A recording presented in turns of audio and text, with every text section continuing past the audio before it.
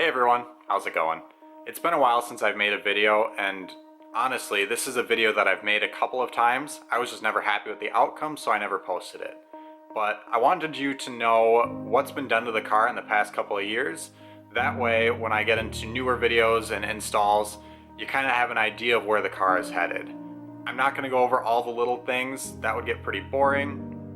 But in the description below, I'm going to post kind of a mod list. If you guys have any questions about why I went with the parts that I did, just post a comment. I'd be happy to share my thought process. Let's go take a look at the car.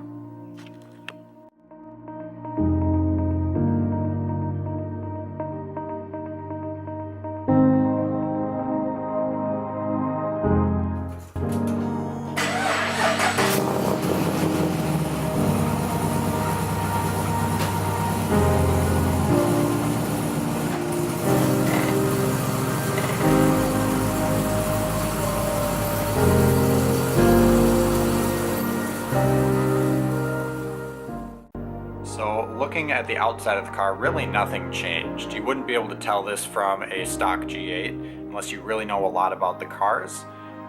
Going on to the suspension, this is where I did a couple of things. The big thing was it is lowered on Eibach springs, nothing crazy, it's about a 1-inch drop, and I paired them with Koni yellow shocks. So these shocks are rebound adjustable.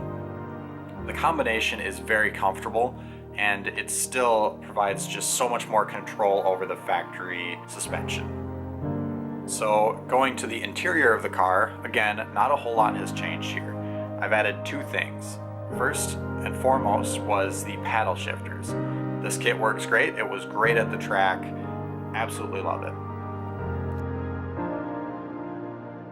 The only other thing I've added on the inside of the car is the AEM X-series wideband. Now this wideband actually talks to my HP tuners, so I don't have to have two screens open at the same time.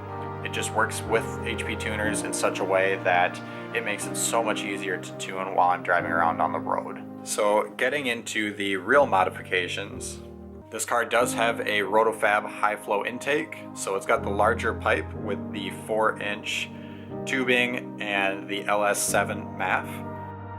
It's also got a set of eBay long tube headers. These headers fit pretty good. I did end up wrapping them though with some heat shield wrap just to kind of help keep everything a little bit cooler. I did add a oil catch can. You can see it over here on the left hand side.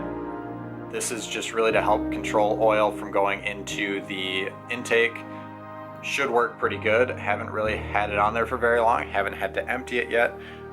Things that you can't see are the improved racing crank scraper, windage tray, and oil pan baffle setup that I added at the same time that I added the cam. So it does have a very small cam in it. This is more of an endurance cam by Rick Crawford. And I went with this cam so that I could run the car for 20-30 minutes at a time and not have to worry about spring life or anything like that.